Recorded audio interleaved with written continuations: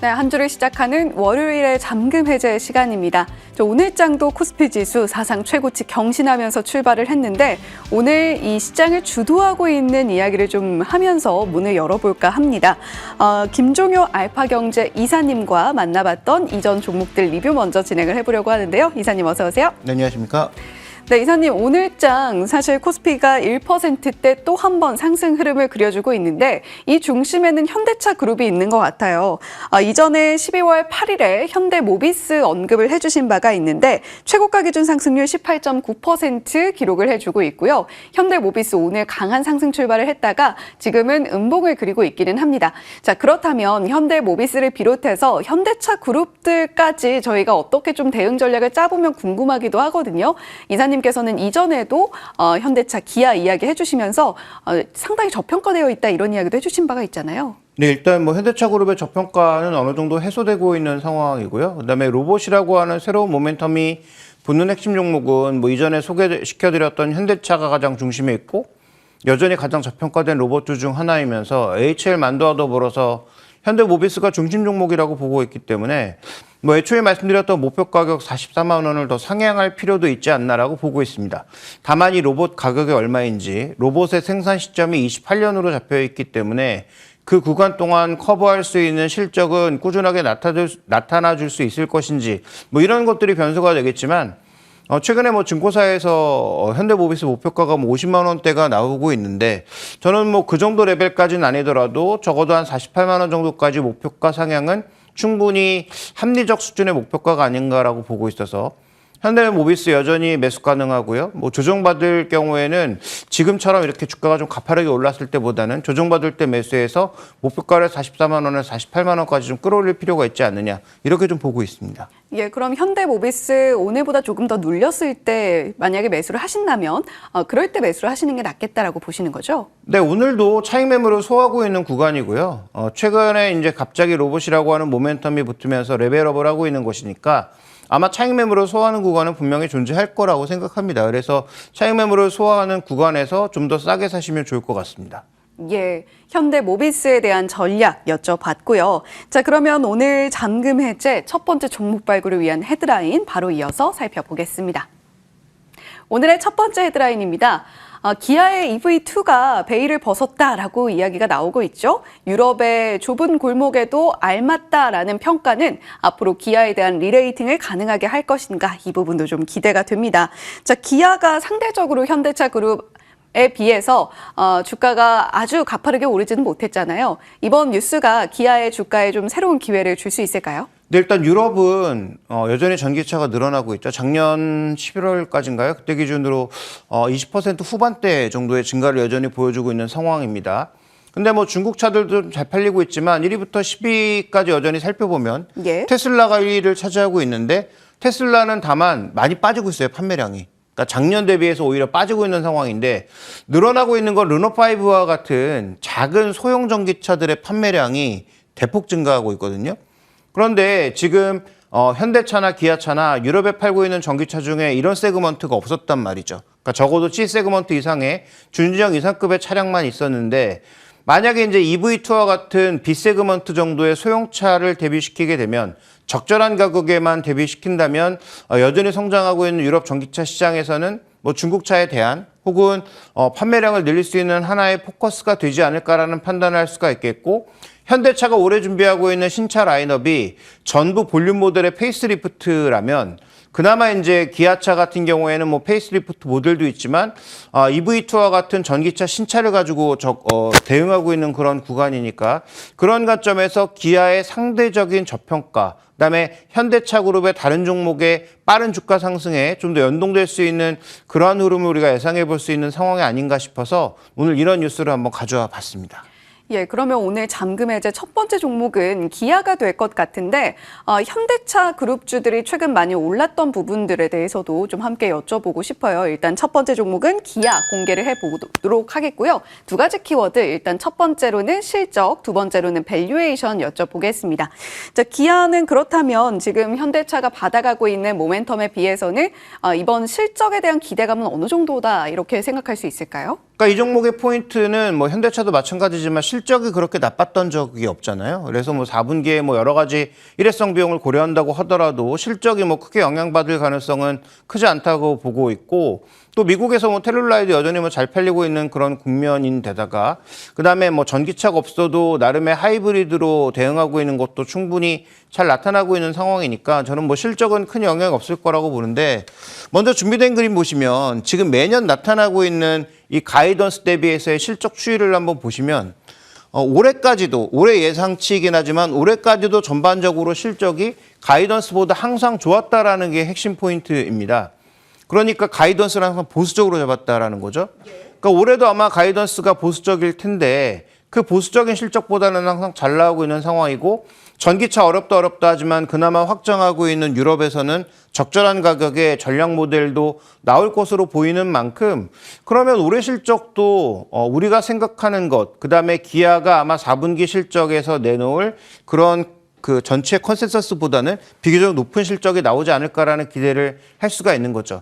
그래서 뭐 기아차도 하이브리드로 지금 여러 가지 바뀌는 상황에 잘 대응하고 있는 데다가 전기차 라인업은 어떻게 보면 풀 라인업을 갖추고 있는 상황입니다. 소형부터 준중형, 중형, 대형까지 거의 풀 라인업을 갖춰가고 있는 상황이라는 점을 고려해 봤을 때 그런 부분들에 대해서는 전혀 재평가가 되지 않은 상황이고, 만약에 지금의 주가 상승이 보스턴 다이나믹스의 상장으로 인한 주가 상승이라면 기아는 굉장히 억울하죠. 기아도 보스턴 다이나믹스의 지분을 갖고 있단 말이죠. 예. 그러니까 그런 측면을 놓고 봤을 때 지금은 기아에도 우리가 좀 더 무게를 둬야 되는 상황이 아닌가. 그래서 그동안 뭐 현대차도 말씀드렸고 뭐 현대모비스, HL만도 이런 종목을 말씀드렸다면 기아가 이번에는 마이턴이라고 외칠 때가 아닌가 싶기도 한 거죠. 다만 여기서의 핵심은 실적이나 매출이 크게 빠지지 않는다는 전제하에서 가능한 얘기이긴 합니다. 예. 지금 시장의 이목이 현대차그룹에 쏠리고 있는데 그에 비해서 상대적으로는 기아의 주가는 조금 소외된 측면이 있다라는 부분들을 체크를 해주셨습니다. 물론 지난 금요일장에 52주 신고가 경신하기는 했습니다만 기아 역시 보스턴 다이나믹스의 지분을 가지고 있다라는 점을 잊지 말자라고 짚어주셨네요. 자, 두 번째 키워드가 밸류에이션인데 만약에 지금 뭐 실적이 어그러지지 않는다라는 전제하에서 이런 로봇에 대한 지분 부분까지 리레이팅이 된다면 적정 주가 어느 정도로 보시나요? 네, 현대차를 뭐 20만 원대 초반에서 이 종목에 바이콜을 하면서 처음으로 말씀드렸던 게 28만 원이었는데 예. 그다음에 이제 로봇 모멘텀 이런 것들이 붙으면서 그러면 자동차, 레거시 자동차의 상단 영역이 33만 원 정도를 추가적으로 올려서 제시했단 말이죠. 근데 이제 그 가격도 훨씬 넘어서 지금 40만 원을 향해 가고 있는 구간이니까 현대차는 지금 1위인 도요다의 밸류에이션을 따라잡으려는 모습인 것 같아요.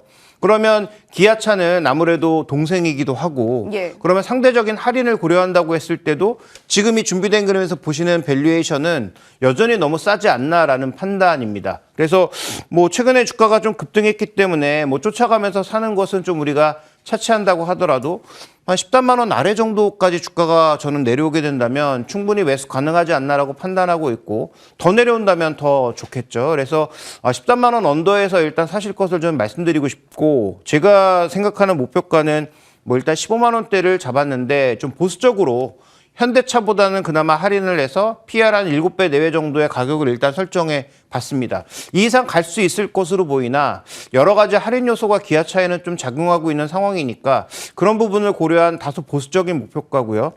그다음에 손절 가격은 뭐 11만 원 정도를 제시했는데 현재 지금 제가 말씀드렸던 그런 상황들, 뭐 자동차 판매가 크게 줄어들지 않고 실적도 유지되는 상황에서 로봇 모멘텀을 적용해 본다면은 기아차가 11만 원까지 내려올 상황은 거의 없지 않을까라는 생각을 가지고 있습니다.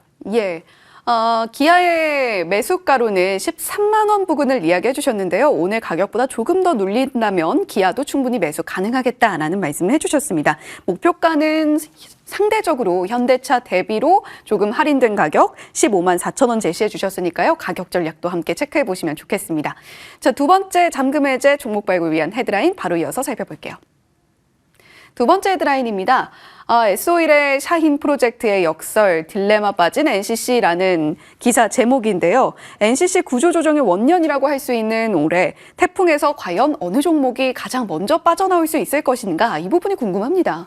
네, 일단 지금 구조조정은 진행되고 있는 상황인데 정부가 원하는 속도대로는 진행되지 않고 있는 것 같아요. 예. 그렇다고 뭐 정부가 나서서 이렇게 뭐 이 부분 잘라내고 이 부분 얼마 하고 이렇게 할 수는 없는 거잖아요. 그러니까 정부도 구조조정하는 만큼 금융지원을 해주겠다라는 그런 단서를 달고 있으니까 스스로 이제 구조조정을 하긴 해야 되는데 올해 하반기에 샤인 프로젝트 물량이 나오면 원가 차이가 크게 나기 때문에 그다음에 이 물량이 쏟아져 나오는 게 구조조정하는 거의 절반 정도의 물량이 쏟아져 나오는 거라서 그러면 이것이 더 구조조정의 속도를 높이지 않겠느냐라는 우려감까지 동시에 나타나고 있는 상황인 거죠.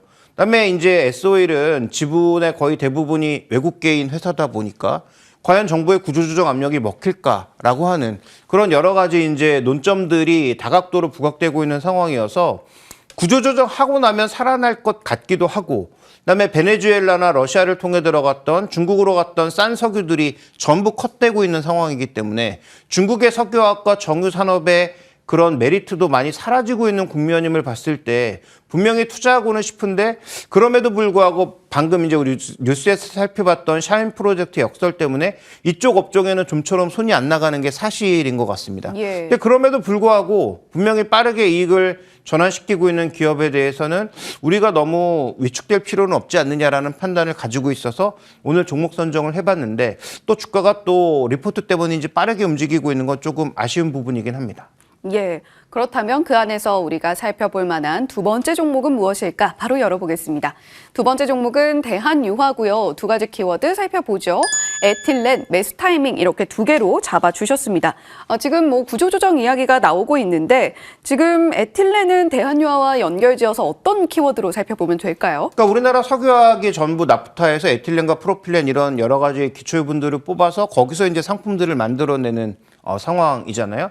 그래서 준비된 그림 두 가지를 빠르게 볼 텐데 먼저 첫 번째 준비된 그림을 보시면 전반적인 에틸렌의 순증설이 2026년을 기점으로 해서 일단 축소되고 있다는 거죠. 그러면 증설이 일단 축소되고 있기 때문에 전 세계 시황에서 공급 과잉이 문제인데 중국에서 나타났던 공급 과잉도 일부 축소될 가능성이 있고 그다음에 중국이 그동안 싼 석유를 가져와서 원가 경쟁력을 가져왔던 부분이 있으니까 이 부분도 분명히 개선되는 측면이 있어서 업황적으로는 분명히 개선되는 측면이 있습니다. 그다음에 다음 준비된 그림 하나 더 보시면은 일단 이쪽에서 또 하나 나타나고 있는 게 이 스프레드라고 하는 게 굉장히 중요한데 그 지금 석유 제품은 원유 가격 그 다음에 석유 가격, 나프타 가격, 나프타에서 기초 유분 가격, 기초 유분에서 나온 제품 가격, 각각의 가격이 전부 스프레드가 따로따로 움직이거든요. 예. 그러면 이 기업은 나프타 가격은 떨어지고 기초 유분 가격은 올라가는 게 가장 좋은데 현재 에틸렌 나프타 스프레드가 어쨌든 업턴을 하고 있다는 거죠. 그러면서 이 기업이 가장 먼저 이익 전환을 했단 말이에요. 그래서 작년 기준으로 이익 전환을 한 것으로 보이고 올해는 증익 과정으로 나아갈 가능성이 높으니까 그러면 이 종목은 그동안 움직였던 전체 밸류 밴드의 중간 정도는 가야 되지 않느냐라는 논리가 자연스럽게 형성될 수 있을 것 같습니다. 예, 그렇다면 적정 주가가 궁금한데 오늘장에서 좀 급등이 나오고 있어요. 가격 전략까지 한꺼번에 들어볼게요. 네, 일단 제가 제시하고 싶은 매수 가격은 한 12만 5천 원 정도였고 예. 그동안 주가가 좀 많이 내려왔었거든요. 그래서 이제 이 종목을 오늘 선정한 것이었는데 오늘 리포트 효과인지 주가가 또 급등하고 있어서 이 정도 가격에서도 사도 되긴 하지만 그런 목표 수익률 대비 수익이 떨어지니까 그래서 조정을 좀 기다려 보시는 게 나을 것 같고 매수 가격은 한 12만 5천 원 정도 그다음에 목표 가격은 16만 원을 제시하는데 이게 이제 PB 기준으로 봤을 때는 한 0.6배 정도 수준입니다. 근데 이 밴드가 보시면 아시겠지만 0.2배에서 1.4배 정도가 전체 밸류 밴드의 상단과 하단이란 말이에요. 예. 아까 말씀드렸던 대로 흑자 전환을 했고 흑자 전환을 올해 가속화할 가능성이 있고 지오센트릭과의 어떤 이 사업 구조 조정을 통해서 P나 PP 부분에서 이익 날 수 있는 부분으로 사업 구조를 오늘 간다는 게 뉴스의 핵심이거든요. 그런 측면에서 본다면 이 종목의 그 평균 P 0.6배 정도의 수준까지 회귀한다는 걸 고려해 봤을 때 16만 원 정도는 저는 뭐 충분히 달성 가능한 목표 주가가 아닌가라고 보고 있고 손절 가격은 10만 원을 제시하는데 이것도 만약에 올해 흑자가 유지된다면 거의 오지 않을 가격이 아닌가 저는 좀 그렇게 판단을 하고 있습니다. 예, 대한유화 오늘장에서 7%대 급등세 시연을 하고 있는데요. 오늘장에서 매수하셔도 상관은 없긴 합니다만 목표 수익률을 조금 더 크게 가져가기 위해서 주가는 한 12만 5천 원대까지 눌렸을 때를 고려해서 매수 생각해 보시면 좋을 것 같습니다. 목표가로는 16만 원 제시해 주셨으니까요. 참고해 보시면 좋겠네요. 자, 오늘 월요일에 잠금 해제 알파경제 김종효 이사님과 함께했습니다. 오늘 말씀 고맙습니다.